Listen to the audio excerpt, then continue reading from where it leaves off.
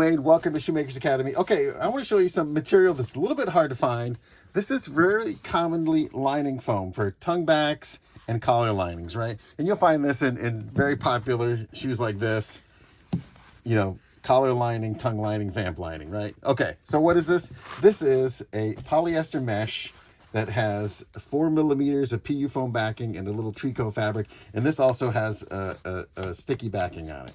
This material, basically, this is really easy to cut, and it's really easy to handle, and this is what you're going to use to make the linings out of your entire shoe. You can also double this up and use it to make the tongue lining and the face of the tongue of a sports shoe. So again, it comes in 8.5 by tabloid sheets, 8.5 by 11 folded, right? We have black, we have white. Again, like I said, it's polyester mesh with 4 millimeter PU foam and sticky backing, and it comes in white and black.